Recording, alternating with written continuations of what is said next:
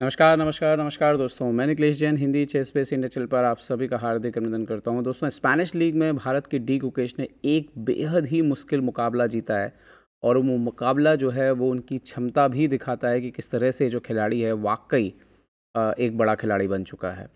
एक और बात है, इस जीत के साथ रेटिंग भी बढ़ी है हमेशा की तरह और अब गुकेश जो है वो 18वें नंबर पर हैं। विश्व के 19वें नंबर पर अर्जुन एरगासी हैं, 16 और 19 साल इनकी उम्र है। आनंद जी अभी भी 9वें स्थान पर हैं। तो टॉप 20 में 3 खिलाड़ी, शायद इससे पहले एक आध बार हुआ हो, लेकिन फ़िलहाल मुझे लगता है ये ज़्यादा स्थायी वाला है, क्योंकि यहाँ पर एक खिलाड़ी जो है मजबूती से और ऊपर की तरफ जो है बढ़ रहे हैं। तो कमाल का प्रदर्शन अर्जुन। गुकेश भी शानदारी खेल रहे हैं जूलियस बेयर टूर्नामेंट में। खैर, क्लासिकल शतरंज में यहाँ पर गुकेश ने वापसी की है। इससे पहले उन्होंने टर्किश लीग खेल रहे थे वो, जहाँ पर वहाँ भी टीम चैंपियनशिप खेल रहे थे। वहाँ पर शुरुआत अच्छी हुई थी, लेकिन उसके बाद उतना अच्छा प्रदर्शन नहीं था, तो फिर उन्होंने ब्रेक लिया और कम बैक किया। अब बात करते हैं इस मुकाबले की, जो कि आपको सिखाएगा एक्चुअली में कि किस तरह से शतरंज जो है एक बड़ा खिलाड़ी जो है अलग अलग हिस्सों में खेलता है। तो आइए सबसे पहले शुरुआत करते हैं। यहाँ पर गुकेश जो है वो काले मोहरों से खेल रहे थे। एंटोन डेविड से मैच था। एंटोन डेविड स्पेन के जाने माने खिलाड़ी हैं और 2700 के ऊपर लंबे समय तक रहे हैं। तो एक मजबूत खिलाड़ी थे, मजबूत अपोनेंट थे। शुरुआत होती है E4, C5, knight F3, knight C6, bishop B5, Sicilian Rossolimo. अच्छा, यहाँ पर एक बात है, हमने वेरिएशन देखे हैं E6, G6 और फिर क्या होता है कि आप चाहे E6 खेलिए, चाहे आप G6 खेलिए, ब्लैक जो है, और इवन D6 भी मूव है। ब्लैक जो है यहाँ पर C6 पे नाइट को मार देता है, पॉन स्ट्रक्चर को डबल कर देता है, ठीक है। लेकिन गुकेश जो है यहाँ पर कुछ हट के खेलते हैं E5। एक्चुअली में ये जो E5 मूव है, ये जॉर्जिया के खिलाड़ी हैं जोबावा बहादुर, आपने उनका अगर नाम सुना हो, वो बहुत ही ज़्यादा इस लाइन को जो है खेलते आए हैं। और इसका आइडिया बेसिकली ये है कि यहाँ पर अगर ब्लैक सोचे कि चलो बिशप C6 मार देते हैं, D6 और E5 जो है वो नहीं मर रहा है, और आप ओपनिंग से ही सेंटर ले लेते हैं, क्योंकि क्वीन D4, नाइट F3, इसके बाद आप देखिए queen E4, queen E2, king E2, bishop F5। इसके बाद देखिए कि ना तो वाइट के पास डबल बिशप भी नहीं है, ब्लैक के पास डबल बिशप भी है, और उसको कोई प्रॉब्लम नहीं रह गया है यहाँ पर ओपनिंग में डेवलपमेंट का। तो इस कारण से इस पोजीशन में जो है ब्लैक को थोड़ा बेनिफिट रहता है। तो ये जो E5 का मूव है, ये बड़ा अच्छा मूव है कि आप ओपनिंग से ही जो है वो सेंटर गेन कर लेते हो बिना किसी समस्या के, क्योंकि दूसरी लाइंस में E5 करने में वक्त लगता है। ओके, कास्लिंग। लेकिन अब इसमें एक ड्रॉबैक भी है कि आपका जो बिशप है, डार्क कलर का बिशप, वो ऐसा लगता है कि जैसे वो बैड बिशप बन गया। तो उसके पीछे पूरा खेल क्या है, बिशप को जो है वो D6 पर निकाल कर, पहले D6 नहीं चलते हैं, पहले बिशप D6 रख देते हैं। अगर D6 करेंगे तो बिशप खेल नहीं पाएगा। अब देखिए आगे खेलते हैं बिशप C4। यहाँ पे जो मेन लाइन है, जो ज़्यादा आक्रामक है, वो C3 D4 है, ठीक है। बट यहाँ पर इन्होंने चुना bishop C4, night F6, D3। White अपना डेवलपमेंट सॉलिड कर रहा है, वाइट ने कोई गलती नहीं की है। बिशप E7 यहाँ पर रिपीटेशन करके मूव हुआ, क्योंकि अब C6 पर अटैक नहीं है। नाइट C3, इसको आप ऐसे भी कंपेयर कर सकते हो कि वाइट का भी बिशप 2 बार मूव हुआ है यहाँ पर, तो ब्लैक का बिशप भी अगर 2 बार मूव होता है तो ये बात जो है वो बराबर की रह जाती है। यहाँ पर नाइट C3 खेला उन्होंने यहाँ पर। So now D6, A4, castle, bishop D2, and now यहाँ पर ब्लैक खेलते हैं, गुकेश खेलता है H6, H3, बिशप E6, और यहाँ पर एक्सचेंज के लिए गुकेश ने ऑफर किया। सो उन्होंने खेला नाइट D5, A6। ये जो मूव था A6, ये इससे पहले कभी नहीं खेला गया था। मतलब खेल की 11वीं चाल में ही जो नॉवेल्टी, एक नई पोजीशन आ जाती है बोर्ड पर। अच्छा, इसके बाद क्या होता है कि डेविड जो है वो बोर्ड पर स्पेस गेन करना शुरू कर देते हैं। तो सबसे पहले तो वो खेलते हैं A5। एक्चुअली में A6 जो मूव था वो शायद उतना एक्यूरेट नहीं था, और उसके बाद आप देखो कि ऑलरेडी जो है आपके क्वीन साइड का जो स्ट्रक्चर है वो यहाँ पर दब गया है। Okay, bishop into D5, E into D5, और यहाँ पर नाइट B8। यहाँ पर नाइट B4 जो है उसको ज़्यादा बेहतर बताया गया है, बट गुकेश शायद नाइट देना नहीं चाहते थे, उन्होंने खेला नाइट B8। तो पहला ये आपको बताता हूँ कि पहला ये फेस ओपनिंग का गुकेश खेलते हैं, जहाँ पर आप देखिए कि वो रिस्क लेते हैं, वो नई लाइंस खेलते हैं या कुछ अपोनेंट को चौंकाते हैं। कई बार अपोनेंट चौंक जाता है, कई बार नहीं। तो जैसे यहाँ पर अगर हम देखें तो ओपनिंग का फेस गुकेश का वर्क नहीं किया था एंटोन डेविड के सामने, और डेविड का पोजीशन जो है वो ज़्यादा सॉलिड था। डेफिनेटली उनके पास एक बैड बिशप है, लेकिन बोर्ड पर इस प्यादे की वजह से उनके पास एक अच्छा खासा स्पेस है, ठीक है। अब दोनों खिलाड़ी अपने पीसेस को इम्प्रूव करने की कोशिश करेंगे। अब जैसे ही घोड़ा जो है वो पीछे जाता है, जब भी कोई पीस पीछे जाएगा, अपने स्टार्टिंग पोजीशन पे जाएगा पूरा घूम फिर के, तो ये कहीं ना कहीं एक नुकसान ही होता है। तो यहाँ पर डेविड ने फ़ायदा उठाया, नाइट H4, रुक E8 खेला यहाँ पर इन्होंने, ताकि बिशप को अंदर ले जा सकें। Now night H5, bishop F8, और आप देखिए कि नाइट जो है वो F5 पर आकर के बड़ा अच्छा बैठ चुका है। और इसको हटाने के लिए आपको वीकनेस बनानी पड़ेगी। रुक E1, तो वाइट बिल्कुल स्टैंडर्ड खेल रहा था, वाइट का सिर्फ एक ही यही समस्या था, ये ऊँट। ओके, इन्होंने खेला किंग H7, क्वीन F3। तो अब लगातार जो है, अब आप देखिए बोर्ड पर देखिए तो ब्लैक के पीसेस काफ़ी पीछे हैं। ये जो पॉन स्ट्रक्चर है, अगर आप इसको ध्यान से देखिए तो ये ब्लैक के पीसेस को काफ़ी रिस्ट्रिक्ट कर रहा है अंदर की तरफ, जबकि वाइट के पास काफ़ी खुला स्पेस है और उसके मोहरे जो है वो आसानी से यहाँ वहाँ हो सकते हैं। तो यहाँ पर गुकेश ट्रबल में चल रहे थे। तो अब यहाँ से शुरू होता है गेम का दूसरा फेज़, जब आप अपने मोहरों को धीरे धीरे आप देखते हो, अच्छा मेरा तो पोजीशन फंस गया है, तो अब इसको इम्प्रूव कैसे करें। तो वही इम्प्रूव करना शुरू किया उन्होंने, G6, नाइट G3। सबसे पहले तो अपोनेंट के पीस को वापस भेजा, नाइट BD7। तो यहाँ पर डेविड देख रहे थे कि उनका एक ही मोहरा काम नहीं कर रहा है और उन्होंने उसी को काम में लगाया। बिशप यहाँ पर B3, बिशप को हटाया क्योंकि वहाँ पर बिशप एक सिर्फ पॉन के जैसे काम कर रहा है, उसकी जगह पॉन आ जाए वो ज़्यादा बेहतर है। बिशप E7, तो उन्होंने खेला बिशप A4। अब यहाँ पर उनका फंडा बिल्कुल क्लियर था कि भाई इस बिशप से इस नाइट को मारना ही है, क्योंकि ये बिशप वाकई ज़्यादा कुछ बहुत ही बैड बिशप है, क्योंकि आपके प्यादों ने जो है रोक के रखा है उसको। रुक F8 खेला यहाँ पर, रुक F8, रुक B1। सो नाउ रुक C8 यहाँ पर आए, देन C4, रुक C7। अब गुकेश देखिए धीरे धीरे क्या कर रहे हैं कि वो अपने पीसेस को इम्प्रूव करने की कोशिश कर रहे हैं। अब वो 7th रैंक पे जो है वो शिफ्ट होने की कोशिश कर रहे हैं, और 7th रैंक का पर्पज़ ये है कि उनको पता है कि कभी ना कभी B4 आएगा। इसको कहते हैं, अब ये जो दूसरा फेज चल रहा है जहाँ पे उनको अपने पीस इंप्रूव करने हैं, वहाँ पर आपको अपोनेंट के प्रोफाइल एक्सेस, मतलब अपोनेंट की आने वाली जो चाल है उस पर नज़र रखनी है और उसके हिसाब से आपको अपने मोहरे इंप्रूव करने हैं। गुकेश को एक क्लियर पता था कि उनका 7th रैंक जो है थोड़ा कमज़ोर पड़ेगा कभी ना कभी, क्योंकि वो कभी ना कभी अगर उनको आक्रमण करना है तो F5 भी खेलना पड़ेगा। तो अब देखिए रुक को जो है उन्होंने 7th रैंक में रुक को शिफ्ट करना शुरू कर दिया यहाँ पर।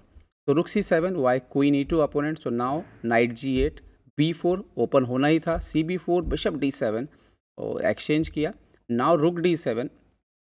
ये भी इंपॉर्टेंट मूव है कि रुक से मारना है कि क्वीन से मारना। नॉर्मली लगता है कि क्वीन से मार के क्वीन को इम्प्रूव करते हैं, लेकिन गुकेश को क्लियरली पता था कि यहाँ पर रुक से मारना सही रहेगा, क्योंकि क्वीन बाद में दूसरा रोल प्ले करेगा।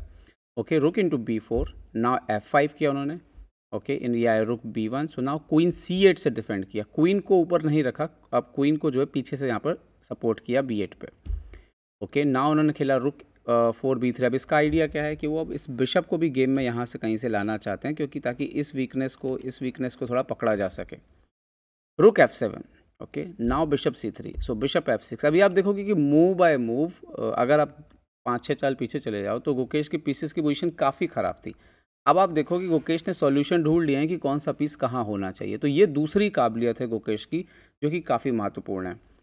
Okay, night F1, bishop G7, रुक अपोनेंट ने खेला B6, तो यहाँ पर नाइट F6 खेला, उन्होंने खेला बिशप B4, D6 पे और प्रेशर दिया। So now queen D8। तो ये भी एक बड़ा इंपॉर्टेंट था कि क्वीन को कैसे वो बैक स्टेज यूज़ कर रहे थे और अपने बाकी पीसेस को आगे रखा हुआ था, और ज़रूरत पड़ने पर क्वीन से जो है पोजीशन को प्रोटेक्ट कर ले रहे थे। अब यहाँ पर डेविड खेलते हैं क्वीन A2। अब यहाँ पर देखिए एक और बात देखने की है कि डेविड जो है वो काफ़ी अच्छा खेल रहे हैं, वो पॉजिटिव है, पोजीशन अच्छी है, लेकिन गुकेश लगातार पीसेस को इम्प्रूव कर रहे हैं। तो जब क्या होता है कि अगर आपकी स्थिति अच्छी भी है और सामने वाला लगातार पोजीशन को इम्प्रूव करते जा रहा है, तो आपको एक फ्रस्ट्रेशन आने लगता है कि यार मेरा पोजीशन अच्छा है, मैं ठीक खेल रहा हूँ, पर फिर भी कैसे सामने वाला अपने आप को इम्प्रूव करते जा रहा है। तो ये जो है ये गेम में देखने लगा था। ओके, नाउ गुकेश ने खेला नाइट H5, क्वीन A3, यहाँ पर D6 पे और प्रेशर डाला, बिशप F8 से बचाया। अब वो गए बिशप D2, क्योंकि लग रहा था कि कुछ हो नहीं रहा है। और ये जो बार बार का फेलियर है कि जो डेविड प्लान बना रहे हैं और गुकेश उसको ठीक कर दे रहे हैं, बचा ले रहे हैं, ये क्या होता है, सामने वाले को एक झटका जो है बोर्ड पर लगना शुरू हो गया था। अब आता है वो मोमेंट जहाँ पर गुकेश के पास सिर्फ सेकंड्स में टाइम बचा था, 10 सेकंड, 15 सेकंड, 20 सेकंड, डेविड के पास भी 1-2 मिनट थे। और यहाँ से नर्व्स टेस्टिंग, मतलब अब तीसरा फेस आता है गेम का, नर्व्स कैसे हैं आपके, मतलब आप अंतिम समय में भी कितना अचूक हो, कितना निडर हो, वो आपको खुल के दिखता है।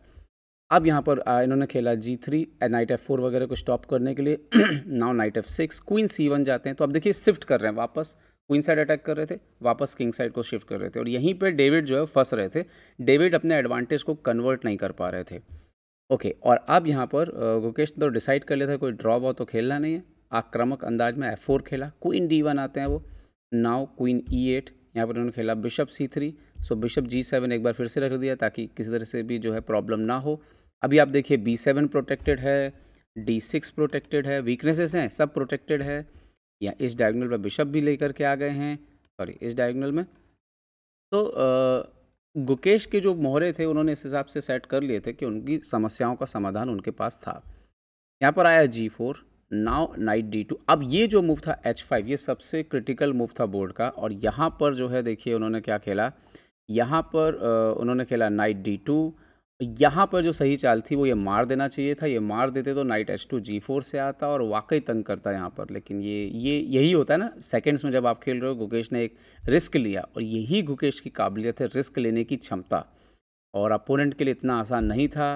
उन्होंने नाइट D2 खेला, गुकेश ने G4 पे एक्सचेंज किया, बिशप F8 हटाया। अभी किंग को हटा के रुक को जो है उनको एक्टिवेट करना था यहाँ पे, ठीक है। तो बिशप को बीच से हटाया उन्होंने पहले। उन्होंने खेला queen F3, now king G8, night exchange किया, नाइट E4 और जैसे जैसे एक्सचेंज होता जा रहा था गुकेश पे प्रेशर थोड़ा सा, जब भी किसी के पास स्पेस नहीं होगा, अगर मोहरे एक्सचेंज होंगे तो उसको थोड़ा जगह सांस लेने की ज़्यादा मिलेगी। और अब गुकेश ने रिवर्स अटैक कर दिया। अब आप देखिए कि ये कब से अटैक कर रहे हैं, लेकिन ये तो राजा के आसपास पहुँचे भी नहीं, लेकिन सडनली ये हाथी जो है वो राजा के आसपास पहुँचने लग रहा है। ये अभी एक्टिवेट नहीं है और इसके लिए गुकेश ने तुरंत ही अगली चाल में मूव निकाला। उन्होंने खेला king F1, now good move F3, ये बेहतरीन टाइमिंग। अब आप अगले फेस में आ जाइए। पहले ओपनिंग का फेस खेला, फिर दूसरा फेस खेला जहाँ पे अपने पीसेस को इम्प्रूव किया, फिर तीसरा फेस खेला जहाँ पर अपोनेंट के आइडियाज़ को वर्क नहीं करने दिया, और अब चौथे फेस पे आ गए जहाँ पर अब जब मौका मिल रहा है तो अपोनेंट के ऊपर हमला भी कर रहे हैं। और इस तरह की टैक्टिकल एबिलिटी होना बहुत ज़रूरी है कि जब आपके पास मौका आए तो वो नहीं चूकना चाहिए। और यही गुकेश की जो एक्यूरेसी है ना, यही काबिलियत है। क्वीन इंटू F3, और अब देखिए क्या हुआ है पॉन सेक के बाद। ये रुक जो काम नहीं कर रहा था उसको काम मिल गया। क्वीन E3, सो नाउ उन्होंने खेला यहाँ पर G4 पर अटैक किया। उन्होंने किया क्वीन E4, नाउ रुक F4 आता है और हमला किया। क्वीन G6, किंग H8, और यहाँ पर थी चाल टेस्टिंग की, मारना चाहिए था क्वीन G5 और डेविड मिस कर गए क्वीन E6। और ये गुकेश की काबिलियत, सही चाल उनको पता है, वो सीधा गए क्वीन C5, F2 पे लग गई मात। और ना सिर्फ F2 पे मात लग गई बल्कि पोजीशन जो है पूरी तरह से कलअप्स होने लग गई। इन्होंने सेक्रीफाइस मारा बिशप इंटू E5, लेकिन D into E5, queen into E5, bishop G7 के बाद ये क्लियर था कि गलती हो चुकी है। मोहरे जो है वो राजा से बहुत दूर निकल आए हैं और यहाँ पर बचाना बहुत मुश्किल है। उन्होंने खेला चेक, क्वीन E8 चेक, रुक F8, वापस क्वीन E2। अब आपकी बारी है, सोचिए कि गेम को फिनिश कैसे करेंगे।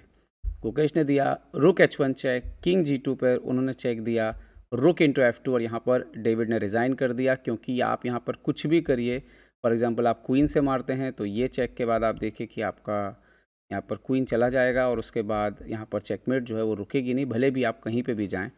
और ये एक बेहतरीन जीत गुकेश के खाते में आई। और जो फिनिश है, ख़ासतौर पे जिस तरह से मोहरों को इम्प्रूव कर रहे हैं, ख़राब से ख़राब पोजीशन से सही तरीके से मैन्यूवरिंग कर रहे हैं। और ये सिर्फ पता क्यों पॉसिबल है, क्योंकि उन्होंने शायद बहुत गेम देखे हैं जहाँ पे उनको पता है कि कैसे पीसेस को इम्प्रूव किया जाए। उनके पास सटीक आइडियाज़ हैं, अपोनेंट की गलती का फ़ायदा लेते हैं।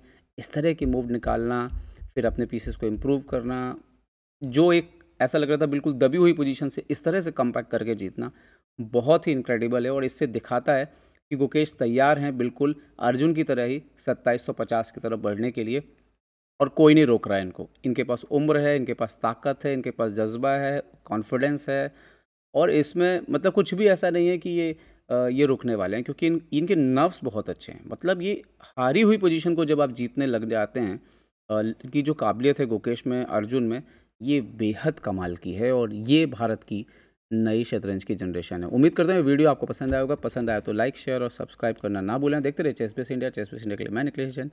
जय हिंद दोस्तों।